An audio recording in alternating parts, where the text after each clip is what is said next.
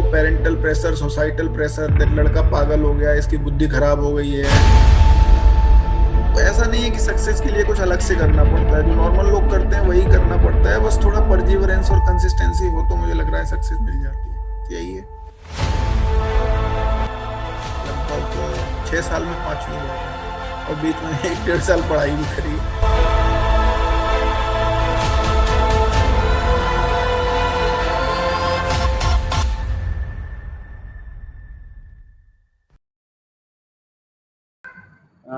Everybody has a distinct story of success and hard work, but one thing is common to all of us, that is success. And success is not so easy and not so handily that everyone can grab it whenever they want. Rather, it needs lots of effort, it needs lots of hard work, and it needs consistency. And of course, your faith. तो इस consistency को आप कैसे बरकरार रखें? आपने जो आप जिसके लिए आप प्रिपेयर कर रहे हैं, जुडिशल सर्विसेज की आप प्रिपरेशन कर रहे हैं, सिविल जज जो पोस्ट है उसके लिए आप प्रिपरेशन कर रहे हैं, तो उस कंसिस्टेंसी को आप कैसे बरकरार रखें? उसके लिए हम टाइम टू टाइम आपके स्पेशल सेशन कराते रहते हैं, जिसकी वजह से जो आपका मोटिवेशन है वो मोटिवेशन आपका हाई रहे। तो जो आज जो हमारे बीच हैं mister Pradeep Kumar Dwivedi sir, IAS 2019 batch, वो आज आपको अपनी जर्नी के बारे में बताएंगे, कैसे स्टार्टिंग से लेकर उन्होंने कैसे जो पोस्ट है IAS की जो पोस्ट है कैसे उसे अचीव किया उन्होंने। तो हम वेलकम करते हैं सर का। Sir most welcome, please come. तो hi Waqar, how are you? Hello sir, I am fine, how are you? तो सर सबसे पहले थैंक यू सो मच जो आपने अपने इतने बिजी शेड्यूल में से इतना प्रीशियस टाइम हमारे और हमारे स्टूडेंट्स के लिए निकाला, उसके लिए थैंक यू सो मच। तो सर स्टार्टिंग से आप अपनी जर्नी के बारे में बता दीजिए स्टूडेंट्स को कि कैसे आपकी जर्नी रही है, कैसे आपने जो आपकी जो पोस्ट है उसे कैसे आपने अचीव किया है।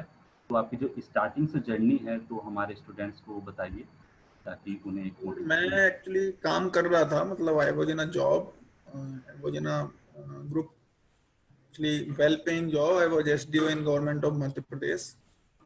But then somewhere down the line when I started seeing my seniors, my MD, and I had a long cherished dream inside my heart that I want to become a civil servant and I want to join civil services. I want to join the most elite service of the country. But since I was in a well-paying job, it was very difficult to move on because parental pressure, societal pressure, that लड़का पागल हो गया, इसकी बुद्धि खराब हो गई है, ये अच्छी खासी नौकरी छोड़ के भागना चाहता है। पर ठीक है, जैसे तैसे पेरेंट्स को कन्विंस किया, हालांकि कन्विंस तो नहीं हुए, कन्विंस बहुत बाद में हुए, पर ठीक है, फिर छोड़ के मैं आ गया। वन गुड डे मुझे ऐसे लगा कि अब बस हो गया, अब जो करना है वो करना है, अब करेंगे, तो बस छोड़ के आ गया। छोड़ के आ गया तो बस शुरू कर दिया, और शुरू कर दिया तो धीरे धीरे धीरे धीरे अगर आप कर दो शुरू तो मुझे लगता है चीजें होने लगती हैं। मतलब आपको बस इतना भरोसा होना चाहिए कि कितना भी फेल्योर्स तो आएंगे, देखो सबकी जिंदगी में आते हैं, लेकिन ये होना चाहिए कि फेल्योर्स आएंगे तो भी मैं डटा रहूंगा और एक ना एक दिन सक्सेस मिल जाती है। ऐसा होता नहीं है सक्सेस, मतलब ऐसा नहीं है कि सक्सेस के लिए कुछ अलग से करना पड़ता है, जो नॉर्मल लोग करते हैं वही करना पड़ता है। बस थोड़ा परजीवरेंस और कंसिस्टेंसी हो तो मुझे लग रहा है सक्सेस मिल जाती है। यही है। एक्चुअली मेरी 5वीं जॉब है। कॉलेज कंप्लीट होने के बाद मैं आदित्य बिरला में था, आदित्य बिरला ग्रुप में। वहां मैंने लगभग 1 साल काम किया और आयरोनिकली वहां मेरी सैलरी सबसे ज्यादा थी। फिर उसके बाद मेरा गवर्नमेंट ऑफ मध्य प्रदेश में सब डिविजनल ऑफिसर हो गया, तो मैं वहां आ गया। उसके बाद मैंने नौकरी छोड़ दी। उसके बाद मैं स्टेट फॉरेस्ट सर्विस में भी मेरा सिलेक्शन हुआ था। उसके बाद मैं सिविल सर्विस 2017 के थ्रू मैं इंडियन डिफेंस स्टेट सर्विस में था। और उसके बाद ये जो फोटो तुम लोग डिस्प्ले कर रहे थे, ये मेरे डिफेंस स्टेट इंस्टीट्यूट की है। उसके बाद फिर 2018 यूपीएससी से मैं आईएएस में आया हूँ। तो ये मेरी 5वीं जॉब है। 2013 में मैंने कॉलेज खत्म किया था, तो लगभग 6 साल में 5वीं जॉब है और बीच में 1-1.5 साल पढ़ाई भी करी। तो सर जैसे भी कोई भी स्टूडेंट है, जैसे कि कोई जॉब लग जाती है किसी की, तो जॉब एक तो इतना आज के टाइम में इतना टफ है जॉब लेना, ठीक है, उस जॉब को छोड़कर आप उस पॉइंट पर आप आए हैं कि आपको आईएएस ही बनना है, ठीक है। एक्चुअल में तो क्या है कि जॉब अगर एक बार आपको मिलने लगती है तो फिर मिलने लगती है, क्योंकि आपको क्लब करना आनी चाहिए ना जॉब्स। जैसे जुडिशरी है, जुडिशरी की मैं बात करता हूँ, तो अगर आपका एक जुडिशरी का एग्जाम निकलेगा एक स्टेट का, तो बहुत सारे स्टेट के निकलते चले जाएंगे फिर, क्योंकि आपकी प्रिपरेशन उस लेवल पे एक बार पहुंच गई तो फिर पहुंच गई, है ना। तो ऐसा नहीं है कि एक बार उस लेवल तक पहुंचना है, उसके बाद ठीक है थोड़ा लक का गेम तो होता ही है, ऐसा नहीं है कि लक का गेम होता नहीं है। मुझे लगता है हार्ड वर्क इनटू लक है। तो अगर एक साइड जीरो है तो दूसरा साइड कुछ नहीं कर पाएगा, पर आयरोनिकली क्या है कि लक हमारे हाथ में है नहीं, तो अपन सिर्फ हार्ड वर्क कर सकते हैं। तो अपने हाथ में जो है मुझे लग रहा है वो कर लेना चाहिए, क्योंकि अगर हम वो नहीं करेंगे और फिर फेल हो गए तो ऐसे लगेगा कि खुद से नहीं किया है, तो जिंदगी भर का जो रिग्रेट रहेगा वो इंसान फेस नहीं कर पाएगा। तो अपनी तरफ से अगर 100% दे दिया, उसके बाद फेल हो जाए तो हो जाए, कोई बात नहीं, क्योंकि फिर ये रहता है ना कि मैंने तो अपना दिया था, अब नहीं मिला तो नहीं मिला, मैं क्या करूं, इससे ज्यादा मैं क्या कर सकता था, वैसा। सर जैसे हर किसी की जर्नी में फेलियर्स आते हैं, सभी की जर्नी में फेलियर्स आते हैं, तो हमारे में जैसे क्या होता है, अब जुडिशरी का किसी का प्री क्वालिफाई हो जाता है, मेंस क्वालिफाई हो जाता है, इंटरव्यू रह जाता है, ठीक है सर। तो जो फेलियर्स जो आते हैं सर, तो कैसे आप खुद को बूस्टअप किया है आपने, कैसे स्टूडेंट्स को आप बताना चाहेंगे कैसे खुद को बूस्टअप करें ताकि वो जो फेलियर आके डिमोटिवेशन जो होता है उन्हें उसके लिए। ऐसा है कि एग्जाम को एज ए इंटीग्रेटेड होल लेके चलना है। प्रीलिम्स, मेंस और इंटरव्यू अलग अलग नहीं है, ये पूरा एक एग्जाम के अलग अलग पेपर हैं, ठीक है। तो ये है कि प्रीलिम्स के बाद की सफलता सफलता नहीं है, मेंस के बाद की सफलता सफलता नहीं है, इंटरव्यू के बाद जब फाइनल लिस्ट में नाम आ जाए तो ही उसको हमें क्या मानना चाहिए, कंप्लीट सक्सेस माननी चाहिए। तो ऐसा नहीं है कि हम प्रीलिम्स में फेल हो गए तो हमने सेलिब्रेट करना, प्रीलिम्स में पास हो गए तो सेलिब्रेट करना शुरू कर दिया, ठीक है, मेंस में पास हो गए तो सेलिब्रेट करना शुरू कर दिया। आपके जो एक फैकल्टी हैं साक्षी, वो मेरी बहन भी है, तो वो जो है थी मेरे साथ इस पूरी जर्नी में, हम लोग आसपास ही रहते थे, तो शी नोज बेटर कि मतलब despite having qualified mains, despite having qualified prelims, I never used to celebrate. I said it's just a step, मतलब एक स्टेप है जो चढ़ना है आगे। इनफैक्ट जब मेरा सिविल सर्विस का पहला रिजल्ट आया था, देन हम लोग साथ में ही थे निकली, तो मतलब शी वॉज हैप्पी कि क्वालिफाई हो गए, मुझे somehow I was not that happy, I thought कि स्टिल जो मिलना चाहिए था वो मिला नहीं, बट बाद में ठीक है, जो मिलता है वो भी बहुत अच्छा है, जो मिला था वो भी काफी अच्छा था। तो मुझे लगता है कि बूस्टअप हम तभी रख सकते हैं खुद को जब हमारा अल्टीमेट गोल हमारे माइंड में हो कि मुझे यहां तक पहुंचना है, ठीक है, और जब तक वो मिला नहीं है तब तक मुझे रुकना नहीं है। उसके लिए क्या है कि अगर आपने ये छोड़ दिया ना, आप कंटेंट हो गए एक बार, अगर आपने अपने आप को संतुष्ट कर लिया कि अब जो हो गया हो गया, तो बस चीजें वहीं खत्म होनी शुरू हो जाती हैं, फिर हमारा मोटिवेशन वहीं लूज होने लगता है। तो जब भी ऐसा क्विट करने का दिमाग में आए ना, तो हमेशा ये सोचो कि मैंने शुरू क्यों किया था। अगर वो चीज दिमाग में रहेगी ना कि शुरू क्यों किया था, तो मुझे लग रहा है जिस चीज के लिए शुरू किया था वहां तक पहुंच पाने में हम सफल होंगे, और मुझे लगता है कि मोटिवेशन भी अपना बना रहेगा। हाँ बीच बीच में ऐसे लगेगा कि गिव अप कर दूं, तो ठीक है एक आध दिन का ब्रेक ले लो, ऐसा जरूरी थोड़ी है कि रोज पढ़ना है, मतलब रोज पढ़ना है, ऐसा नहीं कि हफ्ते में 5 दिन ब्रेक ले लिया, लेकिन ये है कि एक आध दिन बीच में ब्रेक ले लो, कहीं अच्छे रेस्टोरेंट चले जाओ, कहीं फिर से अपने आप को बूस्ट अप करो कि चलो मैंने मस्ती कर लिया, अब मैं फिर से पढ़ाई करूंगा, ऐसा। तो एक प्रोसेस है, इस प्रोसेस को पूरा करना है अपनी तरफ से, रिजल्ट ओरिएंटेड होने की बजाय ना प्रोसेस ओरिएंटेड अगर हम हो जाए ना कि ये प्रोसेस है, ये मुझे फॉलो करना है, इतना मेरे हाथ में है, अगर वो कर लिया तो मुझे लग रहा है हो ही जाता है फिर। सर अगर लैंग्वेज पर बात करें तो लैंग्वेज कैसे स्ट्रॉन्ग कर सकते हैं, कम्युनिकेशन स्किल हम कैसे स्ट्रॉन्ग कर सकते हैं, उस पर कैसे काम कर लैंग्वेज इन सकते हैं। सेंस ओरल या मतलब ओरली सर एंड रिटन, बोलने राइटिंग की बात? स्किल्स। Yes sir. यार जितनी बात करोगे उतनी स्ट्रांग होगी, और कोई तरीका है नहीं मुझे लगता है। जितना हम सुनेंगे और जितना बोलेंगे उतनी ही लैंग्वेज स्ट्रांग होगी। वैसे मेरी अंग्रेजी भी कोई बहुत खास नहीं है, लेकिन जितना हम बोलेंगे जितना हम सुनेंगे उतनी अच्छी होती जाती है, भाषा पे पकड़ उतनी अच्छी होती जाती है। तो मुझे लग रहा है कोई और तरीका नहीं है पढ़ने, बोलने और सुनने के अलावा। और ये 3 चीजें हैं किसी भी भाषा के लिए इंपॉर्टेंट है, यही करनी होती हैं। आप जितना अच्छा पढ़ोगे उतनी अच्छी आपकी वोकेबलरी बिल्ड हो जाएगी। आप जितनी लोगों से बात करोगे उतना आपका कॉन्फिडेंस आता जाएगा उस लैंग्वेज को लेके, ठीक है। और जितना आप लिखोगे तो उतना आपका रिटन लैंग्वेज में कॉन्फिडेंस आता जाएगा। इसके अलावा मुझे लगता नहीं कोई और तरीका है। जो करना है, मान लो आपको बोलना सीखना है तो आपको बोलना पड़ेगा, आपको लिखना सीखना है तो आपको लिखना पड़ेगा, कितना भी गंदा बोलो लेकिन बोलना पड़ेगा। और धीरे धीरे धीरे धीरे, अब जैसे अभी मैं आसाम में हूं तो मैं असमिया सीख रहा हूं, तो मेरे लिए तो पूरी नई प्रोसेस है, ठीक है। पर मैं बोलता हूं, मैं बहुत गंदी अहोमिया बोलता हूं, बहुत ही गंदी, जैसे बच्चे बोलते होते हैं फर्स्ट क्लास के, वैसे ही बोल रहा हूं। लेकिन मैं अपने ड्राइवर से, अपने कुक से, अपने स्टाफ से मैं कभी हिंदी में बात नहीं करता हूं, मैं अहोमिया में ही बात करता हूं। क्यों करता हूँ अहोमिया में बात? क्योंकि मुझे सीखना है। अगर मैं गलतियां नहीं करूंगा तो कभी सीख ही नहीं जाऊंगा। ये मैं अगर सोच के बैठा रहूंगा कि मेरे से गलती हो जाएगी, और अच्छी बात यह है कि यहाँ हिंदी किसी को समझ में नहीं आती, तो मुझे मजबूरी में अहोमिया बोलनी पड़ती है।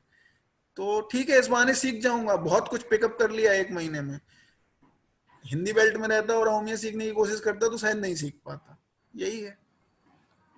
सर, अप टू डेट रहने के लिए जैसे करंट अफेयर्स के लिए कोई स्पेशल न्यूज़पेपर जो आपने रेफर किया था, या फिर कोई वेबसाइट, साइट हो उसके लिए? न्यूज़पेपर तो यार मैंने एक ही प्रेफर किया था, द हिंदू। शुरू के 1-1.5 साल द हिंदू, उसके बाद मैं इंडियन एक्सप्रेस पढ़ने लगा था। पर मुझे लगता है कि Indian express is a better paper, क्योंकि उसमें लैंग्वेज थोड़ी आसान होती है। तो इंडियन एक्सप्रेस आप प्रेफर कर सकते हैं। और उसमें जैसे लोकल न्यूज है वो सब छोड़ छाड़ के जो कुछ इंपॉर्टेंट पेजेस होते हैं वो पढ़ो, उतने में हो जाता है किसी भी एग्जाम के लिए। Indian express is a sufficient paper, उससे ज्यादा की जरूरत नहीं है। सर, काफ़ी हमारे स्टूडेंट्स को प्रॉब्लम आती है कि हम टाइम टेबल कैसे सेट करें अपना, कि हमें मॉर्निंग में हम स्टडी कर पाते हैं, हम मॉर्निंग में स्टडी, कोई कहता है कि हम लेट नाइट नहीं जग सकते हैं, कि क्या हम स्टडी करने के लिए ज़रूरी है कि हमें लेट नाइट ही स्टडी करनी होगी या फिर अर्ली मॉर्निंग हमें स्टडी करनी होगी? तो हम कैसे वो टाइम टेबल को हम बना देखो, सकते कोई भी प्रिपरेशन है, चाहे वो सिविल सर्विस की हो चाहे जुडिशरी की हो, बहुत लंबी प्रिपरेशन है, ठीक है। तो इस प्रिपरेशन के लिए टाइम टेबल सेट करने के लिए सबसे इंपॉर्टेंट है कि आप खुद को कितना जानते हो, ठीक है। ओवर एम्बिशियस टारगेट कभी सेट नहीं करने चाहिए, ठीक है। आपको ये ध्यान में रहना चाहिए कि मुझे 1 या 2 दिन नहीं करना है, पूरे साल, 2 साल, 3 साल करना है ऐसा, ठीक है। तो आपको पता होना चाहिए कि आपको कितने ब्रेक चाहिए, आपको पता होना चाहिए कि आप कब पढ़ पाते हैं, आपको पता होना चाहिए कि आप कितने घंटे पढ़ पाते हैं। तो उस हिसाब से हम अगर अपना टाइम टेबल बनाएंगे ना, तो मुझे लग रहा है हम टाइम टेबल को अचीव कर पाएंगे। और जब टाइम टेबल को अचीव कर पाएंगे तो अपने टाइम टेबल पे कॉन्फिडेंस आएगा। तो टाइम टेबल बनाते समय ये ध्यान रखो कि मैं अपने लिए टाइम टेबल बना रहा हूं। ऐसा नहीं होना चाहिए कि टाइम टेबल बनाया और देख के लग रहा है ये तो किसी और का टाइम टेबल है। और हर इंसान मुझे लग रहा है खुद को जानता है। तो अगर मतलब हम किसी और के लिए टाइम टेबल बनाएंगे तो कभी सक्सेस नहीं होगा टाइम टेबल हमारा, हमेशा जो है कभी हम फॉलो नहीं कर पाएंगे टाइम टेबल, ठीक है। अब मैं जिंदगी में कभी टाइम टेबल फॉलो नहीं कर पाता था यूपीएससी की प्रिपरेशन तक, क्योंकि मैं हमेशा, मुझे लगता था मैं दूसरों के लिए टाइम टेबल बना रहा हूँ, खुद के साथ बहुत स्ट्रिक्ट हो रहा हूँ। वैसा नहीं करना है। अगर आप नाइट में अच्छा पढ़ते हैं तो नाइट के हिसाब से टाइम टेबल बनाओ, अर्ली मॉर्निंग अच्छा पढ़ते हैं तो अर्ली मॉर्निंग बनाओ, कोई दिक्कत नहीं है उसमें। Sir, apart from all the circumstances, कि जब हम खुद को, जैसे हम स्टडी कर रहे हैं, हमारे काफ़ी स्टूडेंट्स की प्रॉब्लम है कि वो पढ़ रहे हैं लेकिन आसपास में प्रॉब्लम्स क्रिएट हो जाती है, कि मन डाइवर्ट हो जाता है, ठीक है। और कैसे आप 1 हफ्ता वो लगातार पढ़े हैं, मन डाइवर्ट हो गया तो 1 हफ्ता उनकी स्टडी है गोल हो चुकी है, ठीक है। तो वो कैसे, उस पर कैसे काम करें? यार ये ना, मतलब एग्जाम के लिए प्रिपेयर करने के पहले ये दिमाग में रखना होगा कि जब भी मन डाइवर्ट हो तो ये ध्यान रखो पहला दिन शुरू क्यों किया था। वही फॉर्मूला है कि मतलब ये करने के लिए शुरू किया था क्या कि 1 हफ्ते में बिल्कुल नहीं पढ़ूंगा करके। 1 आध दिन का ब्रेक ठीक है, लेकिन अगर हम ये ध्यान रखेंगे कि मैंने शुरू क्यों किया था, व्हाई डिड आई स्टार्ट, तो मुझे लग रहा है कि एवरीथिंग विल बी फाइन। और सेल्फ कंट्रोल तो यार खुद ही सीखना पड़ता है। मतलब मन डाइवर्ट हो रहा है इसका मतलब है कि आप, you are not fully committed to your goal. और जब तक you are not fully committed to goal, I don't think anything will happen. ठीक है, तो मतलब फिर दूसरों को देख के जलना ही पड़ेगा कि वो जज बन गया, ये वो हो गया। ठीक है, तो अगर चॉइस है, या तो दूसरों को देख के जल लो या अपना 100% दे लो। I am being very blunt, but यही है, या तो दूसरों को देख के जलते रहो या खुद कर लो। खुद करने के लिए 1 हफ्ते का ब्रेक तो अफोर्ड नहीं कर सकते आप। ठीक है, कुछ हमारे स्टूडेंट्स हैं सर जो आपसे बात करना चाहते हैं, ठीक है, तो वन बाय वन सर मैं उनका। सर डू यू थिंक कि कोचिंग एक इम्पोर्टेंट फैक्टर है? आई don't think, I never took any coaching, sorry. Coaching is not an important factor. ये कोचिंग वाले लेमन टकोट वाले नाराज हो जाएंगे मेरे से, लेकिन नहीं नॉट एन इम्पोर्टेंट होता है हमारे यहाँ की कोचिंग लोगे तभी क्लियर कर सकते हो, वरना तो self study is more than sufficient. लेकिन सेल्फ स्टडी के लिए 3-4 चीजें बहुत इंपॉर्टेंट हैं। सेल्फ स्टडी, कोचिंग आपको परजीवरेंस और कंटिन्यूएंस बनाने में हेल्प करती है, ठीक है, लेकिन अगर आप खुद से एस्टेब्लिश कर पाओ तो सेल्फ स्टडी से बढ़िया कुछ नहीं है। Okay sir. हालांकि कुछ इंपॉर्टेंट टॉपिक्स के लिए ले लेनी चाहिए। जैसे मेरा ऑप्शनल था हिंदी लिटरेचर, तो उसकी कोचिंग मैंने ले ली थी, क्योंकि मुझे पता था वो मैं खुद से नहीं कर पाऊंगा। जनरल स्टडीज मुझे पता था मैं खुद से कर लूंगा, तो मैंने कर लिया। तो आपको अपनी स्ट्रेंथ और वीकनेस पता होनी चाहिए कि आप कहाँ अच्छे हो, कहाँ बुरे हो, वैसा है ना। तो जहां आपको लगता है पुश की जरूरत है, पढ़ने में मन, तो वो होता है ना, मतलब ओवरऑल पूरा कोर्स लेके बंध जाना वो उतना अच्छा नहीं है। बैचेस में चीजें करनी चाहिए। जिस चीज की जरूरत है उतना ही अमाउंट में, दवाई उतनी ही खाओ जितनी जरूरत है, जो बीमारी है। अब पूरा कोर्स ले लिया जिंदगी भर का, तो वो ठीक नहीं है। सर एक क्वेश्चन है, आई मीन सबका यही क्वेश्चन होगा बेसिकली, क्या सर ये जो सेल्फ आइसोलेशन, ये मेडिटेशन और ये सेल्फ एनालाइजिंग है, क्या ये हेल्प करता है? Because I have been, I am just, मैं आपकी जर्नी देख रहा हूँ, इट्स क्वाइट इंटरेस्टिंग कि आपने 5 जॉब छोड़ी, I mean 5th job it is, and then you going through a lot of these things. तो क्या कभी आपने कोई मेडिटेशन या सेल्फ एनालाइजिंग या कभी सेल्फ आइसोलेशन में जाके पता किया कि यार मुझे ये करना है, वैसा करना है? आई मीन मतलब एक different part of the mind में जाके कुछ आपने ऐसा किया?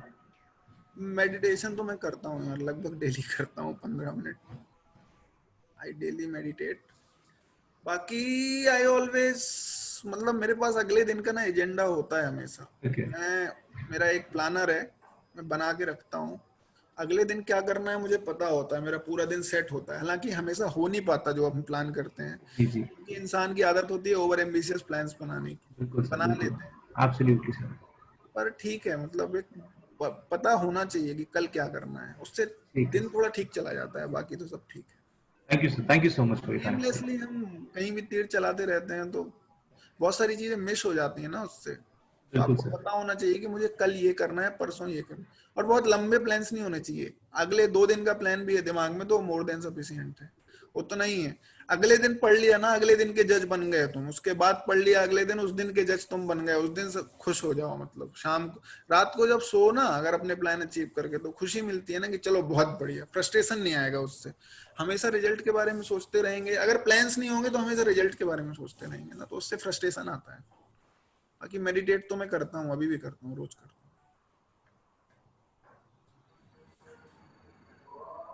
एक क्वेश्चन सर हमारे पास आया है कि कुछ स्टूडेंट्स क्या करते हैं कि टाइम टेबल तो सेट कर लेते हैं, जैसे मंथली उन्होंने टाइम टेबल सेट किया है, ठीक है सर।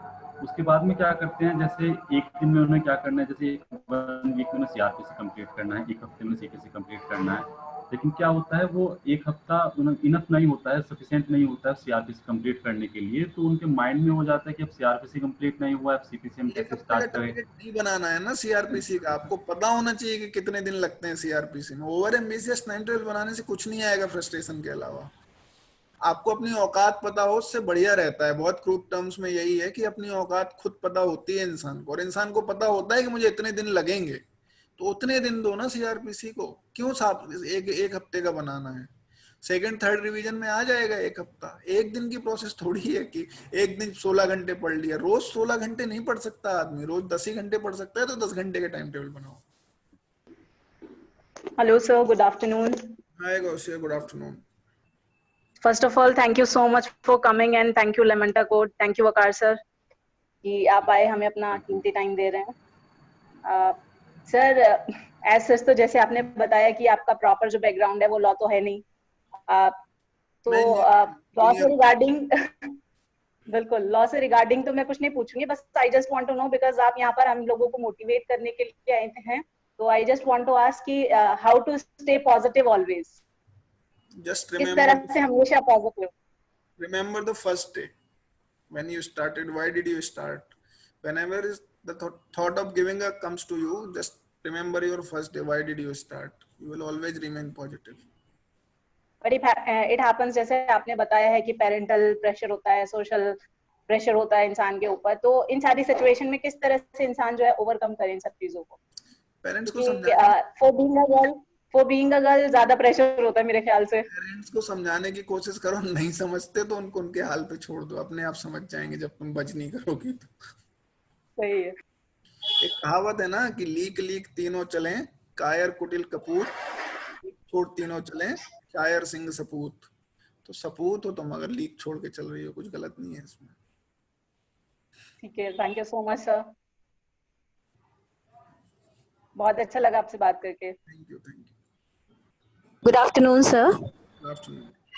सर अभी आपने बोला कि हमारा सक्सेस तब कंप्लीट होता है जब हम तीनों स्टेप कंप्लीट कर लेते हैं, प्री, मेंस एंड इंटरव्यू। तो सर हम प्री और मेंस, चाहे वो जुडिशरी का हो चाहे यूपीएससी का हो, वो हम बुक से पढ़ के खुद से हम कर सकते हैं, बट सर इंटरव्यू जब हम देते हैं तो उसमें हमारा क्या एजेंडा होना चाहिए, मतलब क्या मेन फोकस हमारा होना चाहिए इंटरव्यू में?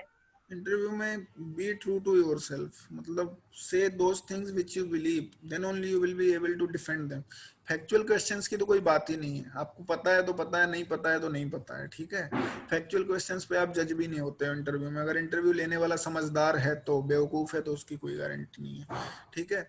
लेकिन आप होते हो ओपिनियन वाले क्वेश्चंस पे जज, ठीक है, जिसमें कंसेप्ट आपके जज होने होते हैं। तो उसमें जो आप बिलीव करते हो आप वही बोलो। अगर आप उस जॉब के लिए सुइटेबल होगे तो ले लिए जाओगे, ठीक है। डिप्लोमेटिक आंसर्स देने से मुझे लगता नहीं है कि चीजें ठीक रहती हैं। और इसके लिए ना इंटरव्यू एक दिन की प्रिपरेशन नहीं है। इंटरव्यू के लिए जैसे आप कुछ पढ़ते हो ना, कोई आपके सब्जेक्ट से रिलेटेड कोई भी इवेंट हो रहा है तो उसको एनालाइज करो कि इसमें पॉजिटिव्स क्या है, नेगेटिव्स क्या है, और मेरा क्या व्यू है, और व्यू है तो क्यों है व्यू। आपका कोई ओपिनियन होने के पीछे एक सॉलिड रीजंस होने चाहिए ना, जो कॉन्स्टिट्यूशन से, लॉ से कोहेरेंट हो, ठीक है। ऐसा नहीं है कि लॉ Yes, से, sir. कॉन्स्टिट्यूशन से कोहेरेंट रीजंस नहीं है आपके पास, तो फिर interview will not take you in a positive manner, ठीक है ना। तो Okay. वही है कि हर चीज के बारे में ओपिनियन होना अच्छी बात है, लेकिन वो ओपिनियन, क्योंकि आप जुडिशरी में जाने वाले हो, क्योंकि आप सिविल सर्वेंट बनने वाले हो, तो वो opinion law of the land से मैच होना चाहिए। Law of the land should justify that opinion, ठीक है। और आपकी जॉब के लिए जो एप्टीट्यूड चाहिए उससे मैच होना चाहिए, ठीक है। बस वही है। Okay, thank you so much sir.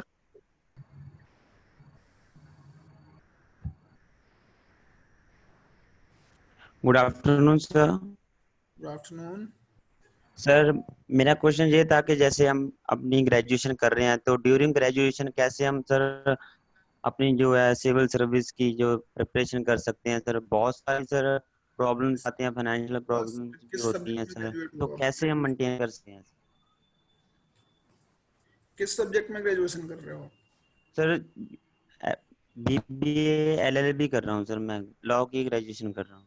तो यार सबसे पहले तो ये है कि ग्रेजुएशन अच्छे से करो, डिग्री के लिए नहीं, ग्रेजुएट होने के लिए ग्रेजुएशन कर लो, तो तुम्हारा ऑप्शनल सब्जेक्ट प्रिपेयर हो जाएगा, ठीक है। मतलब सिर्फ पास होने के लिए ग्रेजुएशन मत करो। अच्छे ग्रेजुएट बन जाओगे तो अच्छे सिविल सर्वेंट भी बन जाओगे, तो try to be a good graduate. दूसरा ये है कि एक न्यूज़पेपर पढ़ते रहो रोज। 2 प्रैक्टिस करो तुम अभी ग्रेजुएशन के दौरान, बस जो एडिटोरियल्स में जो आर्टिकल आते हैं ना, try to summarise them in 200 words every article. उसको पढ़ो और उनको 200 वर्ड में समराइज करो, ठीक है। और जो भी न्यूज पीस आते हैं, अगर जो कंट्रोवर्सीज हैं, तो उनमें अपना ओपिनियन डेवलप करने की कोशिश करो। बस इतना करो, न्यूज़पेपर पढ़ो डेली, उसकी समरी बनाओ सारे आर्टिकल्स के 200 वर्ड्स में, और कई बार एक बड़ी छोटी सी चीज की बड़े 2000 वर्ड का ऐसे लिखने की कोशिश करो। और अपना लॉ अच्छे से करो, अपना ग्रेजुएशन अच्छे से करो, इससे ज्यादा भी कुछ करने की जरूरत नहीं है। Okay sir, thank you so much. जाते जाते आप स्टूडेंट्स को क्या एडवाइस देना चाहते हैं सर? कुछ नहीं, फेल्योर से मत डरो यार, गिरते हैं शहसवार ही मैदान जंग में, वो तिफल क्या करें जो घुटनों के बल चले, बस यही है और कुछ नहीं। मैम आपको कुछ फ्यू वर्ड्स बोलना चाहती है। ओके मैम, आपको मैं अनम्यूट कर रहा हूँ। Thank you so much, sir. Director sir, it's my privilege आज मैं कुछ word of thanks आपको बोलना चाहती हूँ, क्योंकि एक्चुअली मेरे लिए बहुत ज़्यादा अच्छा टाइम भी है ये वाला, जब आपका कोई फैमिली मेंबर आपके इंस्टीट्यूट पे आता है एज अ गेस्ट और आपको इस तरह का मौका इस तरह से थैंक्स बोलने का मौका मिलता है। और ऑफ कोर्स सर ने जो भी बातें बताई वो बहुत ज़्यादा बेनिफिशियल होंगे हमारे स्टूडेंट्स के लिए, क्योंकि सिर्फ पढ़ाई करते रहना बुक्स के साथ वो इनफ नहीं होता है। सिचुएशन को कैसे डील करना है उस चीज़ के लिए आपको ये छोटी छोटी सी बातों का बहुत ज़्यादा ध्यान में रखना होता है कि पेरेंट्स अगर हैं, सिचुएशन ऐसी है, कई बार पेरेंट्स आपको सपोर्ट कर रहे हैं, कई बार नहीं कर रहे हैं, और हमेशा पेरेंट्स के अगेंस्ट जाना भी ठीक नहीं होता है, तो हमें उनको भी लेकर चलना है, सोसाइटी को लेकर चलना है। आसपास सिचुएशन हो रही है, जैसे किसी को फाइनेंशियल क्राइसिस हो सकता है, कोई और सी प्रॉब्लम, हेल्थ इश्यूज होते हैं, क्योंकि एम्बिशियस सब होते हैं, सबका सपना होता है, बट बहुत सारी रीजंस की वजह से हम वो कहीं ना कहीं ड्रॉप आउट कर देते हैं कि अब रहने देते हैं, मुझसे नहीं होगा। लेकिन इस तरह से गिव अप जो करने का एटीट्यूड है वो हमें नहीं रखना है। कितने भी फेलियर्स आए, प्रीलिम्स आपका नहीं होगा, कभी तो होगा, आप कभी तो उतना जो है तैयारी करेंगे, और उसके बाद मीन्स होगा, इंटरव्यू होगा, आप उसको टाइम देकर रखिए, आप पेशेंस रखिए अपने अंदर, और 1 साल 2 साल 3 साल लिमिटलेस अपने आप को उस चीज में कमिट कर दीजिए कि मेरे को अचीव करना है। उसका प्लान मत करिए 5 साल में, इतने साल में मैं कर लूंगा। यही एक फंडा होता है मेरे ख्याल से, एक पॉजिटिविटी आपके अंदर लाने का। तो फाइनली मैं बहुत थैंक्स बोलना चाहती हूँ सर को। Thank you so much, sir, to give your precious time and considering our invitation. Thank you on behalf of Mr. Vakar Iqbal, Director of Lamenta Code, and our entire team of Lamenta Code. जो शुभम यादव हैं, आप hand raise कर रहे हैं, तो अगर आपको कोई क्वेश्चन आप कर सकते हैं before closing our session. Yes ma'am. Hello hello, हाँ जी, आप अपना प्लीज क्वेश्चन करिए। Thank you so much, sir. I would like thanks to you like for coming for this lecture. Sir, actually मेरे एक general doubt ये था, actually I'm just preparing for judiciary. So like I have seen many people like they are continuously preparing for like an competitive exam. तो जैसे 1 साल का भी नहीं निकला, they are trying for the next year, next to next year also. तो sir patience मतलब एक बहुत इंपॉर्टेंट चीज होती है कि स्टडी के लिए कैसे रखा जाए, मतलब कि 2 बार एग्जाम नहीं निकला, 1 मार्क्स से आप रह गए, फिर आप 2-3 साल से प्रिपरेशन कर रहे हैं, तो आपको कैसे मतलब अपने आप को एक प्रिपेयर रहना चाहिए, मतलब पेशेंस कैसे रखें? आपको ना अपनी लिमिट्स पता होनी चाहिए कि मैं इस प्रिपरेशन को कितने दिन तक खींच सकता हूँ, और मुझे लग रहा है 2-3 साल के बाद ना बैकअप प्लान्स रेडी करने शुरू कर देने चाहिए, ठीक है, क्योंकि ये बहुत लंबे समय तक होने से इम्पेशेंट तो हो ही जाएगा इंसान, ठीक है। तो अपने बैकअप प्लान्स, क्योंकि सेकंड थर्ड ईयर तक जाते जाते ना आपकी प्रिपरेशन इतनी अच्छी हो जाती है कि आप अब थोड़ा कम पढ़ के भी, थोड़ा कम टाइम दे के भी अगर आपकी चीजें होनी होंगी तो हो जाएंगी, ठीक है। तो मुझे लग रहा है कि थोड़ा बैकअप प्लान्स पे भी काम करना शुरू कर देना चाहिए सेकंड थर्ड ईयर के बाद। तो अगर थोड़ी अर्निंग होने लगेगी, थोड़ा बैकअप प्लान, इंसान कहीं और बिजी हो जाएगा, तो जो लिमिटेड टाइम जो बचा है वो दे पाएगा पॉजिटिवली अपने मेन गोल के लिए। Okay sir, thank you so much sir, thank you so much. Anyone? Sir मेरा क्वेश्चन ये है कि कभी कभी मतलब कि हमारा ये होता है कि हमारी पढ़ाई बहुत अच्छी चल रही होती है, बहुत अच्छे फ्लो में चल रही है, लेकिन फिर ये होता है कि एक टाइम पर कि कुछ फैमिली प्रॉब्लम्स हो जाती हैं, जिनके हमें ये लगता है कि यार इधर भी टाइम देना है, ये भी करें, पढ़ाई नहीं हो पाई ढंग से, क्या करें, किस तरीके से करें। फिर एक टाइम पे एक पॉइंट पर ये माइंड में आ जाता है कि छोड़, बस रहने दें। तो उस टाइम पे किस तरह से खुद को उस लेवल पर बनाए रखें कि नहीं थोड़ा हो जाएगा, ये इस तरीके से मतलब समझ में नहीं आता। बस उस टाइम पे ऐसा लगता मैं है इस कि नहीं सवाल का बस जवाब छोड़ो। ऑलरेडी दे चुका हूँ कि आपको जब भी ऐसा थॉट आए ना, तो you just remember why did you start, शुरू क्यों किया था। जस्ट रिमेम्बर वन थिंग कि व्हाई डिड यू स्टार्ट। और ऐसा तुम आपके साथ नहीं हो रहा है सिर्फ, ऐसा सबके साथ होता है। तो दूसरी बात ये है कि एक्सेप्ट करने की बात है कि देखो ये बहुत नॉर्मल है, ये कुछ गलत नहीं हो रहा है, ऐसा हर इंसान के साथ होता है। हम लोग इंसान है ना, तो हर तरह के इमोशंस आते हैं तो आएंगे, पर इस इमोशन को इग्नोर करना सीखना पड़ेगा। आपको ये भी पता होना चाहिए कि देखो ये इमोशन आएगा और मैं भटक जाऊंगा, तो मुझे भटकना नहीं है, मैंने शुरू क्यों किया था, वो चीज याद रहेगी। और ये भी पता रहेगा कि देखो ऐसे इमोशंस आएंगे, सबके साथ आएंगे, ठीक है। तो मुझे लग रहा है कि टैकल हो सकता, अवेयरनेस होनी चाहिए, इमोशनल अवेयरनेस होना बहुत जरूरी है।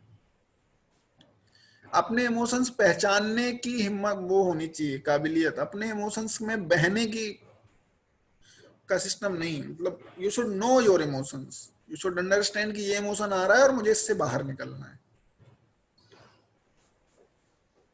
Okay sir, thank you. बाकी ये खुद से टैकल करना होता है, मतलब बाकी ये है कि इस इन्हीं सब चीजों के लिए ना जब ऐसे डाइवर्ट होने लगते हैं, इसलिए कई बार कोचिंग का रोल इंपॉर्टेंट हो जाता है। क्योंकि आपकी क्लास है तो आप आ ही जाते हो क्लास, क्योंकि आपने पैसे दिए होते हैं। और तो मतलब ये होता है ना, कोचिंग एक तरीके से ट्रेडमिल वाली रनिंग है, असिस्टेड रनिंग है ना। कोई आपको जब आपका मन भी नहीं है तो भी असिस्ट कर देता है, तो फिर कई बार मन लग जाता है क्लास में, तो थोड़ा अच्छा लगने लगता है। इसलिए ट्रू सना, आई होप आपको अपना आंसर मिल गया होगा। अच्छा, ये सेशन क्लोज करते हुए सभी को क्वेश्चंस याद आ रहे हैं लास्ट में, तो I am so sorry sir. जितने भी ये क्वेश्चंस हैं मैं चाहती हूँ कोई भी अनआंसर्ड ना रहे, तो प्लीज आप एंटरटेन कर लीजिए। मैं शुभम चौहान जी से भी बोलूंगी कि आप अपना क्वेश्चन पूछ लीजिए, जो भी आपका सवाल है। शुभम चौहान को अनम्यूट कर दीजिए। Good afternoon ma'am. Good afternoon sir. Good afternoon sir. अपना क्वेश्चन पूछिए। हाँ जी सर, सेल्फ कॉन्फिडेंस पे एक थोड़ा बता दीजिए, क्योंकि मेरा किसी भी टॉपिक को लेके एक फिलोसफिकल थॉट्स हो जाते हैं, बहुत ही डीपली उसमें थिंकिंग करना किसी भी चीज को, और वो कोई कंक्लूजन नहीं भी निकल पाता है, ऐसा सब बिल्कुल पूरा गोल बन जाता है वो सारे थॉट्स मिलके। तो क्या है कि एग्जाम निकालने के लिए ना मिस्टर परफेक्शनिस्ट बनने की जरूरत नहीं होती है, ठीक है। तो हमेशा ये याद रखना है कि मुझे परफेक्शन नहीं चाहिए, मुझे बस उस लेवल तक खुद को लेके जाना है जहां मैं उस बार को क्रॉस कर पाऊं, है ना। तो आपको सबसे पहले you must understand the requirement of the examination. अगर क्योंकि आपका गोल क्या है, एग्जाम निकालना है। अगर आपका गोल पीएचडी करना है टॉपिक पे, फिर आपका फिलोसफर होना बिल्कुल ठीक है, आपका उस विषय में डीप जाना बिल्कुल ठीक है। लेकिन अगर एग्जाम की रिक्वायरमेंट से हम बाहर जाएंगे तो हम, टाइम तो आपके पास उतना ही है, तो आप क्या करोगे, कहीं और जो जहां जरूरी है वो टाइम नहीं दे पाओगे और आप उस सर्कल में फंसे रहोगे। इसलिए मुझे लग रहा है कि इस बात को थोड़ा, मतलब ये बात दिमाग में रखो कि परफेक्शनिस्ट बनना नहीं है, ठीक है। और क्योंकि बहुत ज्यादा थीसिस करना, बहुत ज्यादा मतलब अननेसेसरीली डीप घुसना, इसको मैं बोलता हूँ ज्यादा बहादुर बनना। और ज्यादा बहादुरी दिखाने से सिर्फ शहादत मिलती है, ठीक है। तो शहीद नहीं होना है, हमें विजय होके वापस आना है। Thank you sir. Okay, next question Deepa ने हैंड रेज किया है, उनको अनम्यूट कर दीजिए सर। मैम, जैसे पिछले सालों से पैटर्न चल रहा है कि इंग्लिश मीडियम के जो बच्चे हैं वो ज्यादा सिलेक्ट हो पा रहे हैं in comparison to Hindi medium, तो क्या हिंदी मीडियम वालों को मतलब अपने कंफर्ट जोन से बाहर जाना चाहिए इस लैंग्वेज चूज करने के लिए? मुझे लगता नहीं है कि मतलब लैंग्वेज का कोई, थोड़ा बहुत सिविल सर्विसेज में इशू है लैंग्वेज का, जीएस के पेपर्स को लेके, बट आप मेकअप कर सकते हो। हिंदी मीडियम वालों के भी स्ट्रॉन्ग जोन्स हैं, जैसे एसए में हिंदी मीडियम वालों को ज्यादा अच्छे नंबर मिलते हैं। आप सिविल सर्विस की बात करें, जुडिशियल सर्विस की बात, सिविल सर्विस हिंदी मीडियम वालों को ऑप्शनल में बड़े अच्छे नंबर मिलते हैं, ठीक है। एसए में बड़े अच्छे नंबर मिलते हैं, एथिक्स में बहुत अच्छे नंबर आते हैं। तो इन चीजों को एक्सप्लॉइट करो। जीएस के 3 पेपर हैं, उनमें कोशिश करो कि बहुत अच्छा हो जाए, लेकिन इन सब एरियाज को एक्सप्लॉइट करने की कोशिश करो। तो हिंदी मीडियम से भी हो जाता है, निकाल ही रहे हैं लोग, हर साल निकाल रहे हैं, ऐसा तो है नहीं कि निकाल नहीं रहे। ये सर, पर रेशियो थोड़ा डिसबैलेंस हो रहा है ना, मतलब इंग्लिश के ज्यादा लोग हैं, 100 टॉप 100 में भी। आपको वजह ये जाननी पड़ेगी कि इंग्लिश मीडियम के जो स्टूडेंट्स हैं वो किस बैकग्राउंड से आ रहे हैं, ठीक है, they are already doing well in their respective backgrounds, ठीक है। तो मतलब थोड़ा ये समझना पड़ेगा कि क्राउड का भी डिफरेंस है हिंदी और इंग्लिश मीडियम में। तो अगर अच्छा स्टूडेंट है तो हिंदी से भी अच्छा कर सकता है, ऐसा नहीं है। Okay sir, thank you. Yes, language पे कमांड होना इसलिए जरूरी है क्योंकि इंग्लिश मैक्सिमम एक्सेप्टेबल लैंग्वेज हो गई है। अगर आप इंडिया से बाहर भी जाएंगे कहीं पे, और इंडिया में भी कहीं पे भी आपको इंग्लिश मैक्सिमम मिलेगी। इसलिए हम उस लैंग्वेज पे काम करें, अपने कंफर्ट जोन से बाहर आके थोड़ा सा उसके साथ फ्रेंडली होना सीख लें, तो वो बेटर ही होता है। एक भाषा ही है जिसको आप सीखेंगे, कोई कंपैरिजन नहीं है कि इससे ऐसा होगा कि हिंदी एक बेकार भाषा है और इंग्लिश एक अच्छी भाषा है और आपको कोई भी अचीवमेंट के लिए इंग्लिश आनी ही आनी चाहिए। पर अगर आप उसको सीखेंगे, जो मैक्सिमम लोगों को कम्युनिकेट करने के लिए आपको इजीली जो है हेल्प करती है, इसलिए इंग्लिश लैंग्वेज पे थोड़ा सा ज्यादा स्ट्रेस होता है। और कोई जिसको अपना सवाल पूछना है? एक क्वेश्चन है सर चैट बॉक्स में कि सर जो आपकी जर्नी है उसका जो सबसे बेस्ट टाइम है उसे अगर चाहते तो आप शेयर कर दीजिए। सारा टाइम ही बेस्ट था, ऐसा कुछ नहीं, एक मोमेंट तो है नहीं। Okay, every day of your journey, then only you will be able to survive. और जब सिलेक्शन होता है तो सबसे अच्छा लगता है, इसमें कोई डाउट नहीं। I would like to share something यहाँ पे। अगर बेस्ट पार्ट टाइम की बात पूछी है तो जो अभी सर ने अभी 2019 बैच में IAS जो है वो स्कोर किया है। इससे पहले सर ने डिफेंस सर्विसेज में सिलेक्शन लिया था। तो 2018 यूपीएससी का टाइम की बात है, हम लोग दिल्ली में थे, प्रिपरेशन कर रहे थे। मैं अपना जुडिशरी प्रिपरेशन में थी, सर जो है वो यूपीएससी के लिए प्रिपेयर कर रहे थे। और जिस दिन रिजल्ट आया 2018 वाला यूपीएससी, तो हम लोग साथ में थे और एक रेस्टोरेंट पे थे और we are just about to have samosa, हम लोगों ने ऑर्डर कर दिया था और तभी रिजल्ट आता है। तो सर ने मुझे बताया कि ऐसे ऐसे करके रिजल्ट आया और मेरा हो गया सिलेक्शन। तो मैं बहुत खुश थी, बहुत ज्यादा। लेकिन सर जो थे वो बहुत नॉर्मल थे। तो मैं सोच रही थी यार, यूपीएससी क्रैक करने के बाद कोई इंसान इतना मतलब ऐसा फील कर रहा है। तो मैं भी सैड हो गई, मुझे लगा शायद कुछ गड़बड़ हुई है, शायद जो है जो करना चाहते थे वो नहीं हुआ है। तो मैं भी सैड हो गई, मुझे लगा कि जो हुआ है सिलेक्शन वो बहुत छोटा सा हुआ है, उससे कोई फायदा नहीं है। और हम लोग वापस आ गए। फिर थोड़े टाइम के बाद मुझे रियलाइज हुआ कि जो इंसान जिसको अपना जिसका एक गोल होता है, जो पहले से वो बनाकर रखता है कि मेरे को ये गोल चाहिए, अगर उसके पहले भी कोई उससे थोड़े से पहले के स्टेप पे वो पहुंच जाता है, तो वो उसको बिल्कुल भी उस तरह से एंजॉय नहीं करता है जब तक वो अपना अल्टीमेट सक्सेस अचीव नहीं कर लेता है। तो वहां से मैंने ये एक चीज सीखी थी कि आपके छोटी छोटी खुशियां बांटिए, खुश होइए, लेकिन अंदर ही अंदर एक जो आपके अंदर वो चीज को रहने दीजिए, वो एक फायर को रहने दीजिए कि मुझे अल्टीमेटली जो चाहिए वो मुझे अभी अचीव करना बाकी रह गया है, तभी मैं फाइनली खुश होऊंगा।